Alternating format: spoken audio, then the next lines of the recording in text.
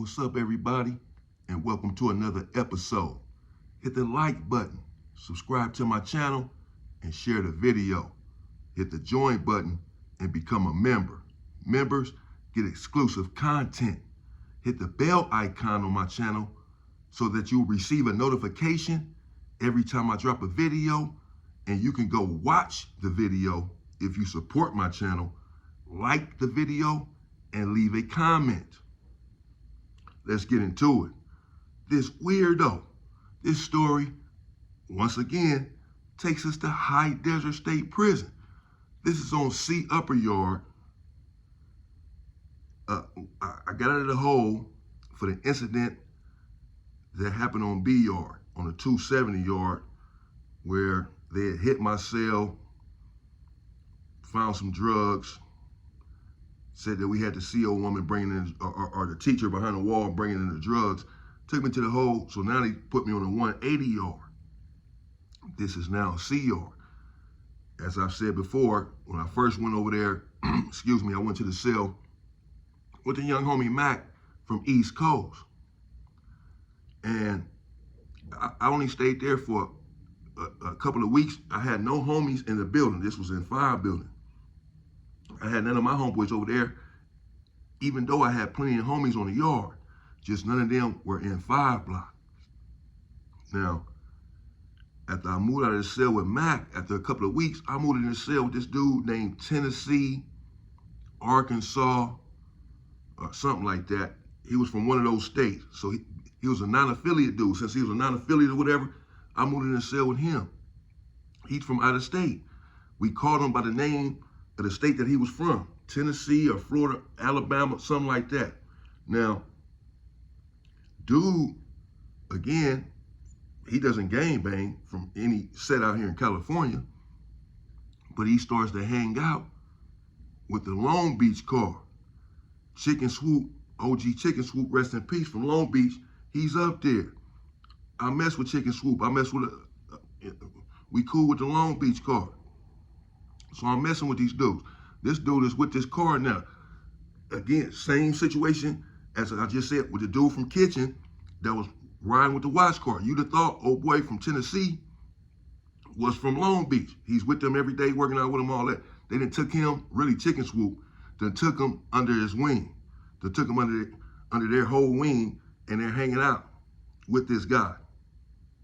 Now, I'm going to the visiting area, and I'm getting plenty of drugs, and I'm bringing them back into the prison. I'm going to get into a little bit of the drug game in the prison, since I always pretty much had my hands involved in what was going on. Let's just say that. But again, I have to be very careful on what I divulge and how much I divulge as far as how this stuff makes it inside of the prison and the politics thereafter. Now, since I was heavy in the game, I had a sack. And when I was leaving the cell, I was moving in the homie Jabo cell. It had to be in 6 building in, because it was the next building. I was about to move in his cell with him. So I'm about to leave this dude from Tennessee. I'd only been there for a few days. I left him some stuff, and I told him, bro, when I go to the visionary, because they had took my visits, I just got my visits back. So I'm like, oh, I'm pumped up. I'm like, I'm finally about to get another sack. My visits had been gone for like a year because of that situation that happened on B Yard over the drugs. So I'm getting my visits back. I know I'm finna get it cracking. I'm finna have a sack. I'm finna start making money again. You know, I can smoke, whatever. So I told him, man, as soon as I go out to the visionary, which is about to be in a week or so, I got you, bro. I'm gonna look out for you. I'm gonna give you a little something. You know, that was my celly. He was cool, whatever. He's like, oh, all right, cool, man. Good looking out. He didn't have much. That's why I left him some stuff. So I go there to homie Jabo. We chilling. I go out to the visionary. I do my thing. I see this dude out here on the yard. Like 2 days after I come from the visionary, he done found out that I done got a sack. The word spreads fast on the yard. Everybody know what I do. So we on the yard smoking all this. So he know that I got a sack. So he approached me. He over there chilling with the Long Beach car. he approached me by himself and say, hey, bro, what's up with that ounce? That ounce you said you was going to give me. I said, man, I never said I was going to give you no ounce. You know what I'm saying? I'm not giving you no damn ounce. I said I was going to look out for you. I don't owe you nothing. But I said I'm going to look out for you. And I am. But hold on, give me a chance to get going, to get some of this stuff off, to get on my feet. You know, I got to send some money back. This is a whole system. This shit ain't free. I got to make some money and send it back to my girl, you know what I'm saying, so she can make it back up here with another sack. This is for everybody, you know what I'm saying? So I'm even depriving myself when I first go out here and get the stuff. So I'm not in a position yet to just look out for him, even though I told him when I go out there, I'm going to look out for him. So I'm going to look out for him in a couple of days. Let me get some of this stuff off and take care of the business first. But I'm not about to explain all this to him. Who the hell is this dude? I just told him I'm going to look out for him, but I don't owe you nothing. So it's the way he said it, bro. He approached me. It was a little aggressive. He like, man, what's up with that ounce you said you was going to get? I said, man, I never said I was going to give you no ounce, bro. I'm not giving you an ounce. Even when I get on my feet, I'm not giving you a damn. You ain't my homie. You from Tennessee. I got you, though. You know, so he like, man, did like that, like, you know, hissed his teeth and all this shit, and then walked off. So I said, man, who the hell this dude think I am? Right, so I said, man, this dude tripping. So I'm like, all right, I ain't gonna say nothing else to this dude. I ain't got nothing for him now. I ain't gonna say nothing else to him, and he better not say nothing else to me. That's all I'm really saying. I did approach Chicken Swoop, and I let him know, man, your boy tripping, man, get at me all aggressive, talking about my shit, talking about my sack. Man, put this dude in his place, bro. You know what I'm saying? He ain't from California. He don't know nothing about our politics. He don't know nothing about nothing. You know what I'm saying? To be approaching a gang member, bro, an active gang member from a hood out here, talking about what's up with his ounce. You know what I'm saying? Man, y'all better get this dude. So Swoop like, oh man, he just a young dude, man. But he trying to really show off in front of the Long Beach car, bro. He really being aggressive, trying to be aggressive for the Long Beach car, even though he had walked over there by himself, they watching and all this. So I'm like, so now I'm really getting upset, and I ain't really happy with the Long Beach car either. Because they ain't really took hold of this guy and shut him up. So I said, okay. So I made my homeboys aware of the situation. Now remember, I said I had a young homeboy up there. We called him T. I called him T for the purposes of the video. And he was a strong dude who was inclined to butcher anyone for any situation. And to his credit, he did not pick and choose like some people tend to do. Any race, any size, anybody, it didn't matter. He would butcher anyone. He would pull out his weapon and hit anyone. Now, that's a pro and a con to have a homeboy like that on the yard. You got to be careful what you bring to him, because any situation, he's ready to attack. Any situation, he's ready to use a weapon, even if it's not necessarily necessary, that sort of situation. So you have to be careful, okay, to bring him certain issues. And then the pro, of course, is that if you get into a situation, at least you know you have someone on your side, someone who has your back, that's going to really go all the way there with you, with no questions asked. You come get him, he coming, and it's going up. It's good to know that you have someone like that. And so I let them know. They said, okay, bro, just let us know. You know what I'm saying? This dude get out of line again. I'm like, all right, cool. So the next time, about a couple of weeks later, when I go out to the visionary again and do my thing, well, excuse me, the same thing happens.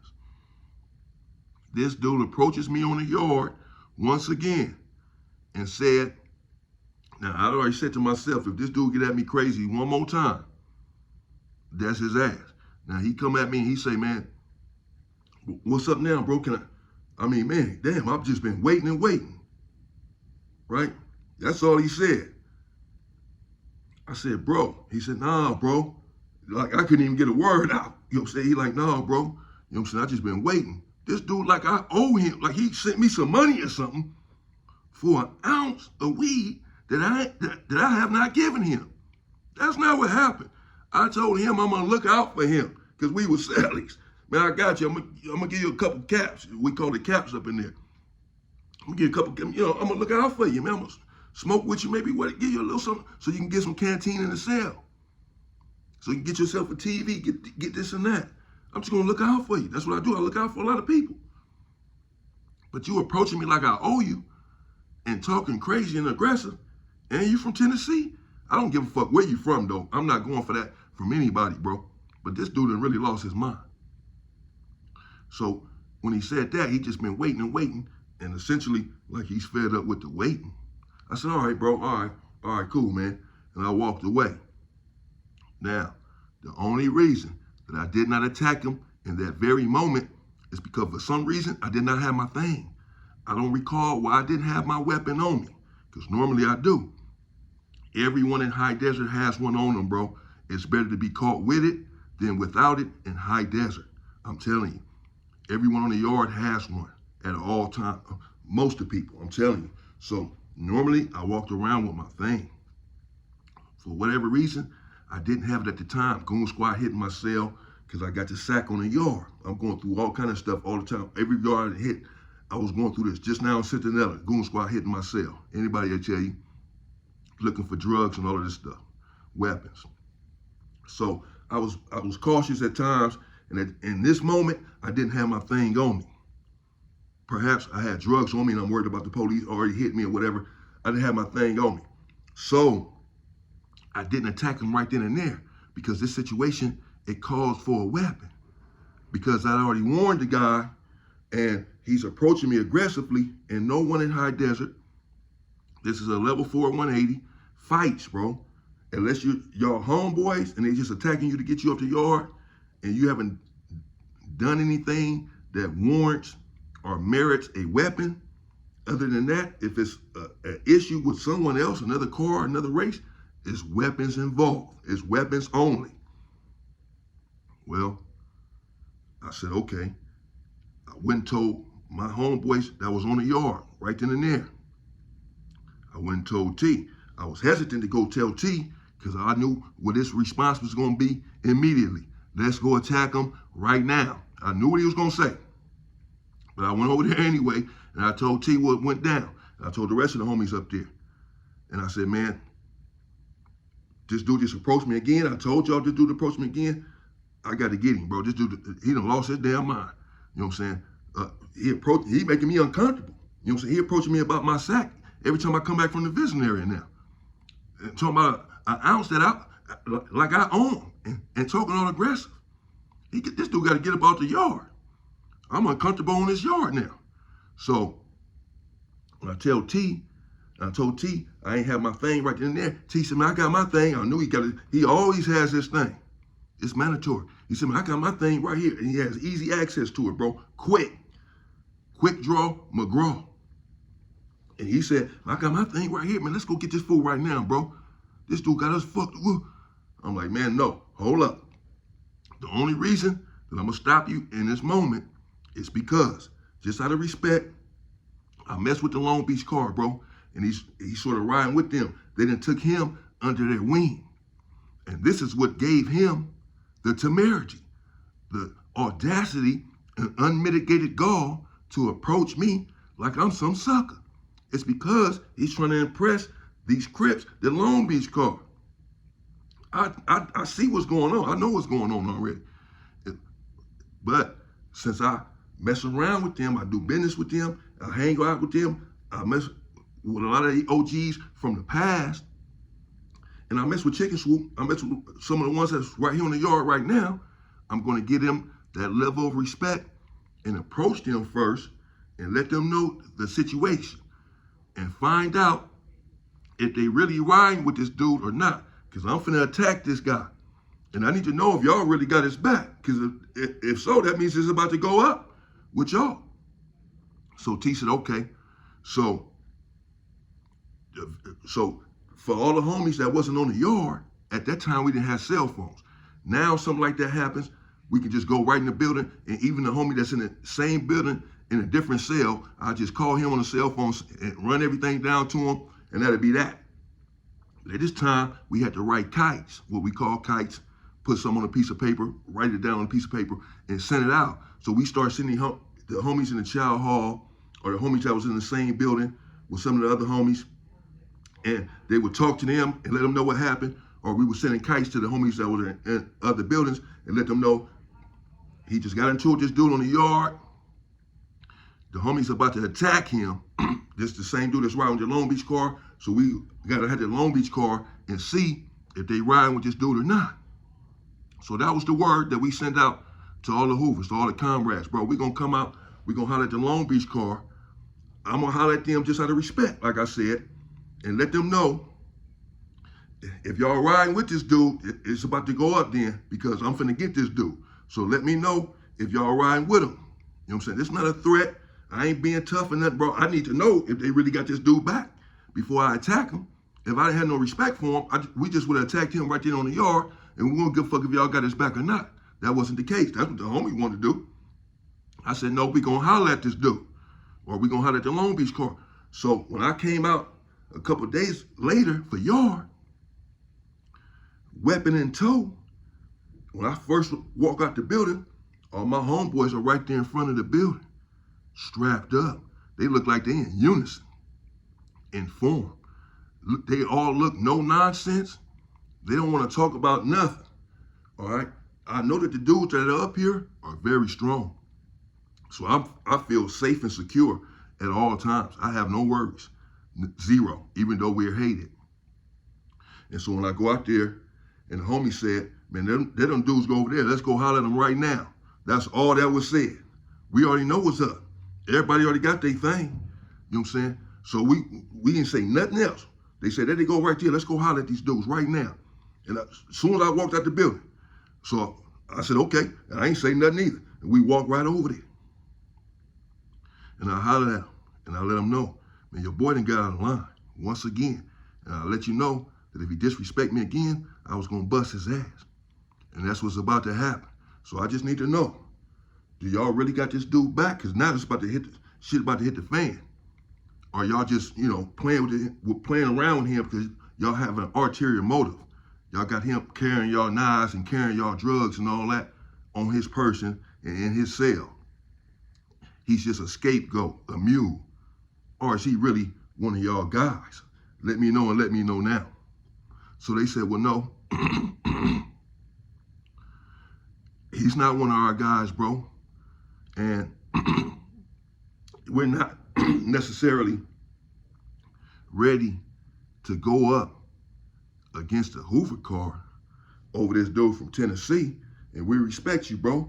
And if he disrespected you, then it is what it is. But the way one of them was talking and one of them was saying it, I wasn't really sure if that was the case. I didn't really trust the situation. And when we left, I told the homies that when we walked away from them, we went over this and had a discussion about exactly how to handle this. Because I wasn't really up to the response that I had just received. And so the conversation, it ensued. And we were going over this and trying to figure out, well, what to do now with the Long Beach car. Are they really having this dude back or not? Because something has to happen. And well, a decision was made. And there was a little bit of bloodshed slung around a certain cell for playing these stupid ass reindeer games with the big fella. I'll bring you that in part 2. I'm sorry, man. In the meanwhile, stay free, people.